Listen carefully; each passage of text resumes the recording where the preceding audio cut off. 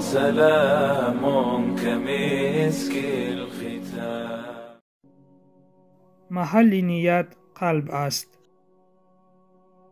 السلام علیکم و رحمت الله و برکاته. موضوع اخلاص و نیت را دوام داده حدیث زیرین را می خوانیم. از ابو هریره رضی الله عنه روایت است که پیامبر صلی الله علیه و سلم فرمودند: خداوند متعال به جسمها و صورتهای شما نظر نمی کند، بلکه به دلها و عملهای شما می نگرد. روایت مسلم. دوستان ایمانیم، محل نظر خداوند این قلب و عمل است، نه صورت و جسم و مال.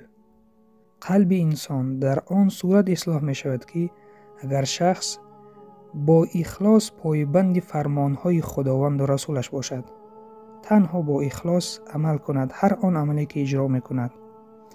وقتی که قلب فاسد شد، پس عملها نیز فاسد می شوند، چون جای نیت در قلب است و قلب فاسد هیچ وقت نیت صالح ندارد. برای خاطر که نیت صالح شود، نیت خیر باشد، باید اول قلب صالح باشد.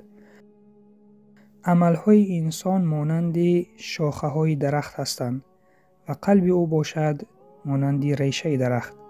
پس ریشه درخت را با آب اخلاص سیراب گردانیم تا شاخه های درخت خشک نشوند.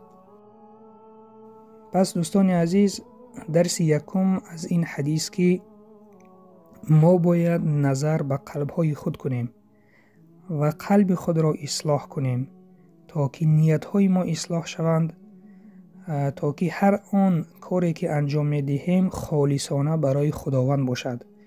چون در حدیث دیگر آمده است که هیچ کار، هیچ عبادت قبول نمی شود مگر آنکه خالص از برای خدا نباشد.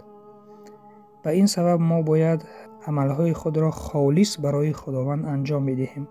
و درس دوم از این حدیث این است که ما باید راضی باشیم به آن صورت و اندامی که خداوند بر ما خواست. یعنی خداوند ما را خواست چنین آفرید، ما باید به این شکل‌های خود، صورت خود، اندام خود راضی باشیم. چون در حیات بعضی شخصان هستند که ناراضگی میکنند، میگویند که کمی بلندتر میشدم، خوشرویتر میشدم، کمی سفیدتر میشدم، یا که از این ملت نه از آن ملت میشدم. این خواسته ها گناه هم هست. خداوند خواست تو را در چنین صورت آفرید و تو باید اعتراض نکنی به خواست خداوند. روز قیامت از صورت و اندام تو پرسیده نمی شود. روز قیامت خداوند نمی پرسد که برای چه قدت پست است، برای چه تو از آن ملت هستی، برای چه تو سفید هستی، سیاه هستی. یعنی خداوند از این ما را سوال نمی کند، چون او چه طوری که خواست همان طور آفرید. و باید فراموش نکنیم که در بین همین چند میلیارد آدمی که در روی زمین هست و بود و باز می آید، تو یگانه هستی در این صورت، مانند تو دیگر شخص نیست. یعنی که خداوند خواست تو را در این صورت آفرید و تو باید اعتراض نکنی به خواست خداوند. و مهم این که تو عمل کنی، چون خداوند به قلب تو نظر میکند، به عملهای تو نظر میکند، نه به جسم و اندام تو. و از این بدتر این است وقتی که شخص صورت و اندام کسی را دیده مسخره میکند، میگوید که تو دراز هستی، تو خراب هستی، تو بیزیب هستی، تو سیاه هستی و دیگر و دیگر.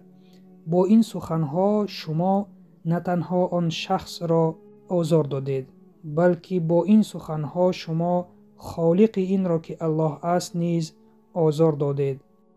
چون ما انسانها قدرت نداریم که پشه را بیافریم.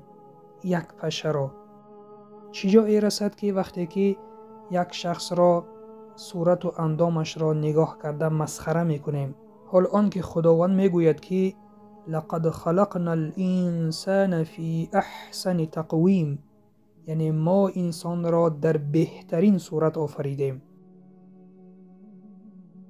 پس دوستان عزیز، پیش از انجام دادن هر کار نظر به قلب خود کرده نیت ها را درست کنیم و راضی باشیم به آن صورت و اندامی که خداوند بر ما خواست و این چنین دیگر شخصان را مسخره نکنیم سبحانك اللهم و بحمدك نشهد ان لا اله الا انت نستغفرك و نتوب الیک.